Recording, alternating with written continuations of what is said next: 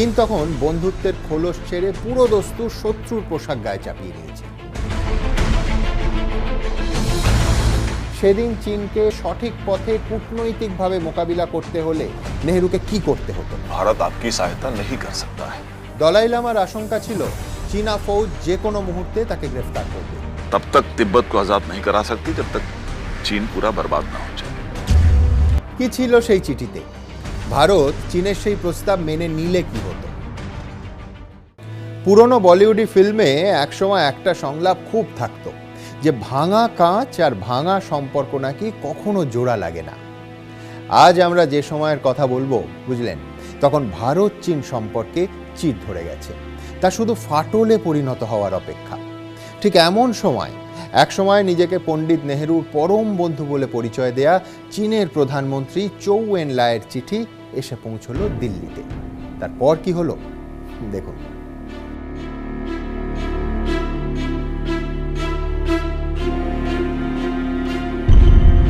ये बहुत हैरत की बात है कि भारत चीन से उस सीमा रेखा को मान्यता देने की बात कर रहा है जिसे ब्रिटिश साम्राज्यवादी नीतियों ने जबरन चीन के तिब्बत क्षेत्र पर थोपा था। चीन की सरकार मैकमेहन लाइन को बिल्कुल मान्यता नहीं देती। भारत और चीन की सीमा कभी तय नहीं हुई है और इस पर नए समझौते की जरूरत है जो दोनों पक्षों के लिए वाजिब है।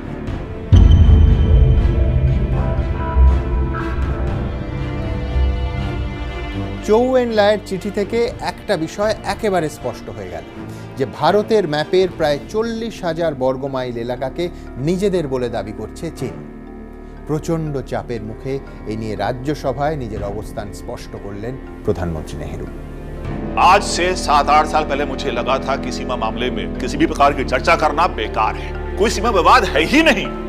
फिर भी चीन और भारत कुछ बंजर पहाड़ों के लिए लड़ाई लड़ना चाहते हैं, तो इससे बड़ी बेवकूफी की बात हो ही नहीं सकती।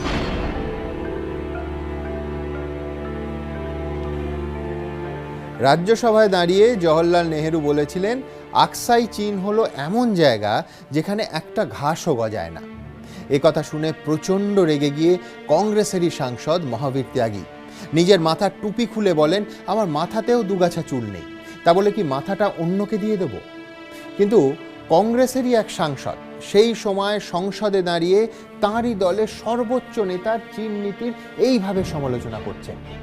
আজকের দিনে এটা কি সম্ভব? যাই হোক, সে তো পরের কথা। আসল বিষয় হলো চীনের সঙ্গে সীমান্ত বিবাদ ধামাচাপা দিয়ে রাখার যে কৌশল, সেটা কত বড় ব্লান্ডার ছিল। এ নিয়ে এবার কথা বলে নেব বঙ্গবাসী কলেজের রাষ্ট্রবিজ্ঞানের অধ্যাপক উদয়ন বন্দ্যোপাধ্যায়ের সঙ্গে। উদয়নদা, আকসাই চীনকে গুরুত্ব না দেওয়াটা কি নেহরুর একটা বড় সড়ো স্ট্র্যাটেজিক মিস্টেক ছিল? আপনার কি মনে হয়? মূলত যেটা বলা যেতে পারে সেটা হচ্ছে যে আকসাই চীন অনেক উচ্চে অবস্থিত একটি সীমান্ত এবং সেখানে প্রায় পুরোটাই মরু অঞ্চল। ফলে জওহরলাল নেহরু তখন যে চীনের রাস্তা তৈরি হচ্ছিল সেইটাকে কিছুটা মানে অবহেলার দৃষ্টিতে দেখেছিলেন এবং তিনি মনে করেছিলেন যে ওখানে যেহেতু মরু অঞ্চল এবং যেহেতু সেখানে তার বক্তব্য অনুযায়ী যে একটা ঘাসও জন্মাতে পারে না, সেহেতু সেখানে কি হচ্ছে না হচ্ছে সেটা নিয়ে ওয়াকিবহাল হয়তো কেন্দ্রীয় গোয়েন্দা সংস্থা বা আমাদের সামরিক বাহিনী বা প্রতিরক্ষা দপ্তরের কাছে ছিল না। নেহরুর নেতৃত্বে যাবতীয় কূটনৈতিক চেষ্টা যে কার্যত মুখ থুবড়ে পড়েছিল, তা তখন দিনের আলোর মতো পরিষ্কার। চীনের সঙ্গে সীমান্ত বিবাদ নিয়ে দেশের ভেতরের সমালোচনা এবং রাজনীতি দুই চলছিল পুরো দমে। অন্যদিকে সীমান্তেও একটু একটু করে চাপ বাড়ছিল। এমন সময় একটা গুরুত্বপূর্ণ বৈঠক ডাকলেন প্রধানমন্ত্রী নেহরু। प्रधानमंत्री जी, इस समय नॉर्थ ईस्ट में चीन बॉर्डर पे असम राइफल है और लद्दाख में सीआरपीएफ। अभी इस सीमा की देखभाल इंटेलिजेंस ब्यूरो कर रही है। हमें अब इस सीमा की जिम्मेदारी फौज को दे देनी चाहिए। हमारे पास 4th डिवीजन पंजाब में है, उसे भी नेफा भेजना होगा और समस्त फॉरवर्ड पोस्ट पे अब सेना की तैनाती होनी चाहिए सर।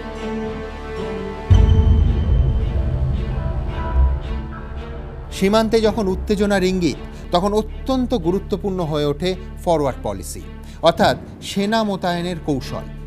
৬২ যুদ্ধে নেহেরু সরকারের এই ফরওয়ার্ড পলিসি পরবর্তীকালে চরম সমালোচিত হয়। এমনকি অনেকে তো এই ফরওয়ার্ড পলিসিকে চীন যুদ্ধে হারের অন্যতম কারণ হিসেবেও মনে করেন।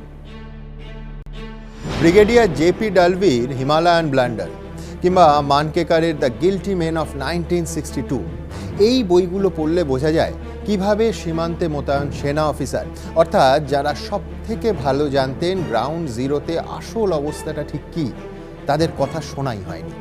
উল্টে দিল্লিতে ঠান্ডা ঘরে বসে প্রতিরক্ষা মন্ত্রকের অফিসাররা ম্যাকমাহন লাইন বরাবর একাধিক জায়গায় ফরওয়ার্ড পোস্টিংয়ের সিদ্ধান্ত নিয়েছিলেন। আর সব থেকে আশ্চর্যের কথা কি ছিল জানেন? সেনাবাহিনীর যে 4th ডিভিশনের ওপর নেফা রক্ষার ভার ছিল, তাদের পাহাড়ে যুদ্ধ করার কোনো প্রশিক্ষণই ছিল না। সেই বহু বিতর্কিত ফরওয়ার্ড পলিসি নিয়ে এবার কথা বলে নেব অবসরপ্রাপ্ত কর্নেল পৃথ্বীরঞ্জন দাসের সঙ্গে। কর্নেল দাস, নেভিল ম্যাক্সওয়েলের দ্য ইন্ডিয়াস চায়না ওয়ারের মতো একাধিক বইতে ৬২ যুদ্ধের জন্য বিভ্রান্তিকর ফরওয়ার্ড পলিসিকে দায়ী করা হয়। এর পেছনে কতটা যুক্তি রয়েছে? যেই কারণটা আপনি উল্লেখ করলেন যে জওহরলাল নেহেরু ফরওয়ার্ড পলিসি, এইটা কিন্তু সবচেয়ে বড় কারণ চীনের সাথে ভারতের সামরিক সংঘর্ষ বা যুদ্ধ শুরু করে। ভারতীয় সেনাবাহিনীর তদানীন্তন চিফ যে ছিলেন 1963-64 সাল বা 65 সাল পর্যন্ত, জেনারেল জয়ন্তনাথ চৌধুরীর আদেশ অনুযায়ী তখন লেফটেন্যান্ট জেনারেল অ্যান্ডারসন ব্রুক এবং ব্রিগেডিয়ার PS ভগত, তাদের বলা হয় একটা রিপোর্ট সাবমিট করতে। ওই রিপোর্টেও দেখা গেছে যে আমাদের তখনকার যে রাজনৈতিক টপ লিডারশিপ, জওহরলাল নেহেরু ছিলেন বা অন্যান্য যারা ছিলেন, তারা জানতেন দুর্বলতা আছে, তা সত্ত্বেও সেনাবাহিনীকে যুদ্ধে আগিয়ে নিয়ে যেতে হবে। এরই মধ্যে চীনের প্রধানমন্ত্রী চৌ এন-লাই নেহেরুকে একটি প্রস্তাব দেন। मैं ये प्रस्ताव देता हूं कि चीन और भारत की सेना पूरब में मैकमेहन लाइन और लद्दाख में लाइन ऑफ एक्चुअल कंट्रोल के 20 किलोमीटर पीछे चली जाए। हाल के दिनों में जो घटनाएं हुई हैं उसके पीछे बॉर्डर पर आपकी कार्रवाई है। हम मैकमेहन लाइन को गैर कानूनी मानते हैं, इसके बावजूद कभी भी हमारी सेना ने उसे क्रॉस नहीं किया है। একেবারে সহজ করে বলতে হলে চীন চাইছিল আকসাই চীন তাদের থাকুক আর অরুণাচল প্রদেশের তাওয়াং সহ বিভিন্ন অঞ্চল ভারতের থেকে যাক। अगर चीन को मैंने अक्साई चीन दे दिया तो मैं प्रधानमंत्री नहीं रह सकता। नहीं, मैं ऐसा नहीं करूंगा। কিন্তু যে কোনো বড় চুক্তি এড়িয়ে যাওয়ার ব্যাপারে একেবারে মনস্থির করে ফেলেছিলেন পণ্ডিত নেহেরু। প্রথমত, চীনের সদিচ্ছে নিয়ে তার নিজের মনেই গভীর সন্দেহ ছিল। দ্বিতীয়ত, ভারতের আম জনতার সেন্টিমেন্ট বলুন কিংবা রাজনৈতিক দলগুলোর মনোভাব, কোনোটাই চীনের সঙ্গে কোনো রকম সমঝোতার পক্ষপাতী ছিল না। চীন বিরোধিতায় সব পক্ষই তখন একেবারে একজোট, সংঘবদ্ধ। এই পরিস্থিতিতে 1960 সালের এপ্রিল মাসে খবর আসে যে চৌ এন-লাই ভারত সফরে আসছেন।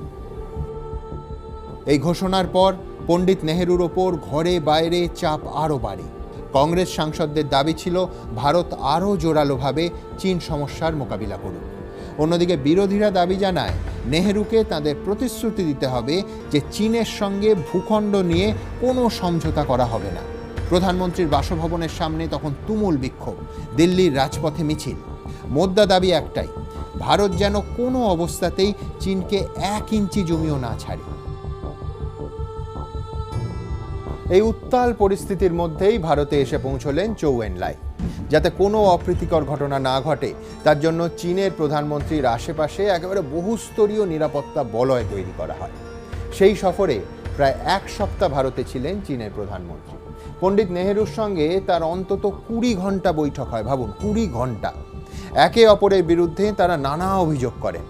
বৈঠকে চৌ এন-লাই নেহেরুর সামনে আরও একবার তার সেই পুরনো প্রস্তাবটা পেশ করেন। 夫上，你話見來講，你係個高校啊，你話係嘅東西，係成百萬啊。চীন যা বলছিল তার অর্থ হলো স্ট্যাটাস কো, অর্থাৎ স্থিতাবস্থা বজায় থাকুক, মানে আগের পরিস্থিতি মেনে নিক দুই দেশ। কিন্তু নেহেরু এই প্রস্তাব শোনা মাত্র খারিজ করে দেন। सवाल ये है, यथास्थिति स्टेटस को है क्या? आज का स्टेटस को और 2 साल पहले का स्टेटस को दोनों अलग है। চীনা প্রধানমন্ত্রীর সঙ্গে বিফল বৈঠকের কথা সংসদে নিজেই ঘোষণা করেন প্রধানমন্ত্রী নেহেরু। जॉइंट स्टेटमेंट जारी हुआ है। इसमें सबसे अहम बात यह है कि तमाम कोशिशों के बावजूद कोई हल नहीं निकला। দুদেশের প্রধানমন্ত্রীর শীর্ষ বৈঠকের পর চীন ও ভারতের মধ্যে আধিকারিক স্তরেও একাধিক বৈঠক হয়, কিন্তু রফা সূত্র না, কিচ্ছু বেরোয়নি। আর তাই ক্রমশ ঘনিয়ে ওঠে যুদ্ধের ছায়া।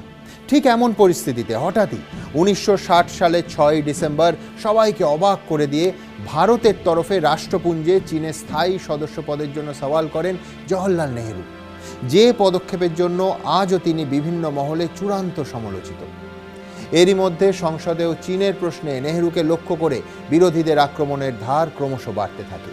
তারা চীনের বিরুদ্ধে কড়া পদক্ষেপের দাবি করছিল, কারণ চীনের দিক থেকে তখন ভারতের আর্মি পোস্ট লক্ষ্য করে লাগাতার গোলাবর্ষণ শুরু হয়ে গেছে।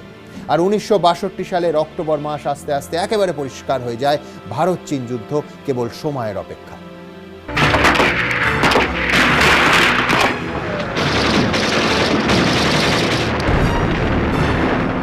1962 সালের 20 অক্টোবর বিক্ষিপ্ত গোলাবর্ষণ পুরো দস্তুর যুদ্ধের চেহারা নিয়ে ফেলে।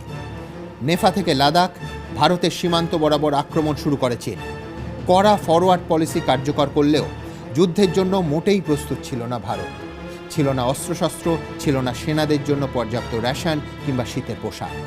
স্রেফ অসীম সাহসকে পুঁজি করে যুদ্ধ লড়তে নামে ভারতীয় সেনা, কিন্তু শুরুতেই বিপর্যয়ের মুখে পড়ে তারা।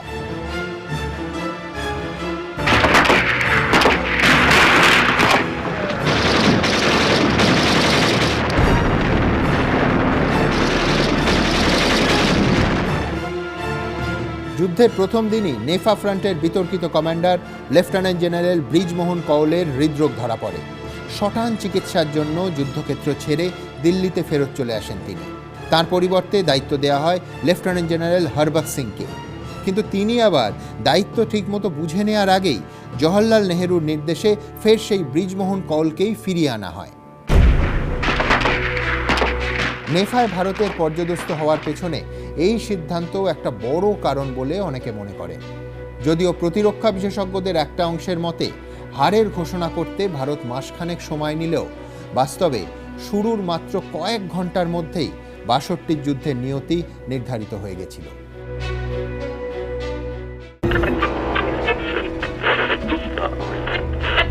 ये आकाशवाणी है। अब आप प्रधानमंत्री का राष्ट्र के नाम संदेश सुनिए। चीनी फौजों ने हमारे ऊपर हमला किया और हमारे मुल्क में घुस आए।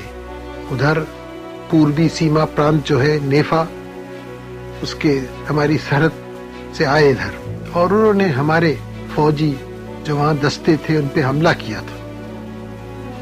उसके बाद काफी एक बड़ी जंग हुई वहां, और चीनियों ने इतनी बड़ी फौज वहां डाली कि उन्होंने हमारे उससे छोटी फौजों को हटा दिया और दबा दिया।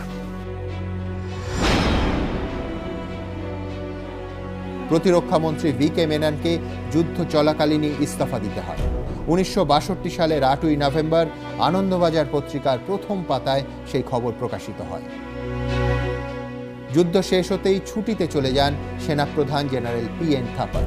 তার জায়গায় লেফটেন্যান্ট জেনারেল জয়ন্তনাথ চৌধুরীকে অস্থায়ী সেনাপ্রধানের দায়িত্ব দেন পণ্ডিত নেহেরু।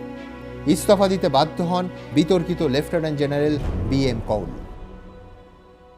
দেখুন, চীন যুদ্ধে ভারত শোচনীয়ভাবে পরাজিত হয়। কারুর ইস্তফাতেই পরাজয়ের এই গ্লানি মেটার নয়। আর 59 বছর পর তাই বারবার ঘুরে ফিরে এই প্রশ্নটা আসে যে যুদ্ধ কি সত্যি অনিবার্য ছিল, আকসাই চীন আজও চীনের দখলে, অরুণাচল প্রদেশ আজও ভারতেরই অংশ।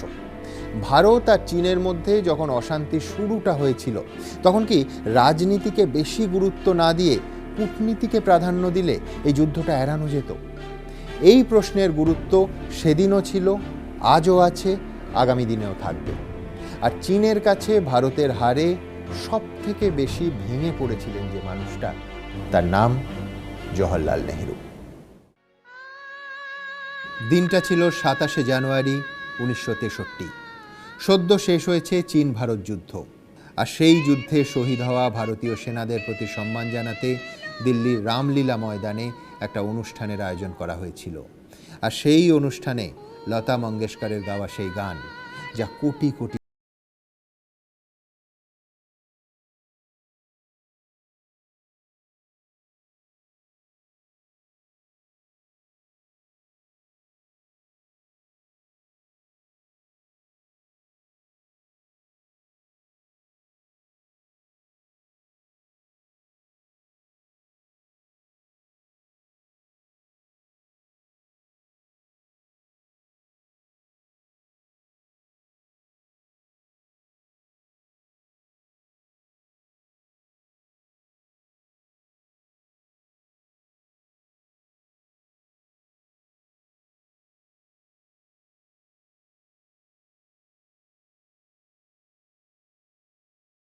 শেষ হওয়ার পর পণ্ডিত নেহেরু আমাকে ডাকেন। আমি একটু নার্ভাস হয়ে গেছিলাম, এই ভেবে যে আমি হয়তো কোনো ভুল করে ফেলেছি। কিন্তু নেহেরুজি আমাকে বলেন, লতা, তুমি আমাকে কাঁদিয়ে দিয়েছ। তখনও তার চোখের কোণ চিকচিক করছিল। আসলে চিরকাল মাথা উঁচু করে বাঁচা পণ্ডিত নেহেরু চীন যুদ্ধের ধাক্কায় মানসিকভাবে একেবারে ভেঙে চুরে গেছিলেন, যার প্রভাব সরাসরি পড়েছিল তাঁর স্বাস্থ্যে। ৬২-র হারে ১.৫ বছরের মধ্যে মৃত্যু হয় নেহেরু, এবং জওহরলাল নেহেরুর মৃত্যুর সঙ্গে সঙ্গে অবসান হয় ভারতের ইতিহাসের এক গুরুত্বপূর্ণ অধ্যায়ের। In the early hours of Wednesday, May the 27th, he was again taken ill, this time seriously. A few moments before 2 o'clock, Jawaharlal Nehru breathed his last. প্রধানমন্ত্রীর কুর্সিতে তখন লাল বাহাদুর শাস্ত্রী। আড়ালে আবডালে অনেকেই তাকে কটাক্ষ করতেন দুর্বল প্রধানমন্ত্রী বলে। দেশ জুড়ে তখন প্রধানমন্ত্রী লাল বাহাদুর শাস্ত্রীর তীব্র সমালোচনা। दरअसल प्रधानमंत्री और उनके कैबिनेट के साथी कोई फैसला ले ही नहीं पा रहे हैं। লাল বাহাদুর শাস্ত্রী কি কোনো কড়া সিদ্ধান্ত নিতে পারছিলেন না, নাকি তিনি যুদ্ধ এড়াতে চাইছিলেন? हम उन्हें सबक सिखाए बिना नहीं छोड़ सकते। চীন যুদ্ধের ঠিক ৩ বছরের মাথায় ভারত তখন আর একটা যুদ্ধের চৌকাঠে দাঁড়িয়ে। জম্মু কাশ্মীরের ছাম সেক্টরে শুরু হয় পাক সেনার গোলাবর্ষণ। সেই সময় ভারতীয় সেনাবাহিনী প্রধান ছিলেন এক বীর বঙ্গ সন্তান। अब हमें बड़ा फैसला लेना ही होगा, पाकिस्तान को जवाब देना ही होगा। লাল বাহাদুর শাস্ত্রী জানিয়ে দিলেন যে লড়াই চলবে। চারিদিকে তখন ট্যাঙ্কের গর্জন, বারুদের ধোঁয়া আর মৃতদেহের স্তূপ। আমেরিকার কাছ থেকে পাওয়া পাকিস্তানের ৯৭টা প্যাটার্ন ট্যাঙ্ক ধ্বংস করে দেয় ভারতীয় সেনা। লাহোরকে কবজা করা তখন ভারতের কাছে ছিল বাঁ হাতের খেল। ১৯৬৬ সালের ১১ই জানুয়ারি সুদূর তাশখন্দ থেকে ভারতে এসে পৌঁছলো সেই আকাশ ভেঙে পড়া অবিশ্বাস্য খবর। श्री लाल बहादुर शास्त्री का ताशकंद में हृदय गति रुक जाने से निधन हो गया।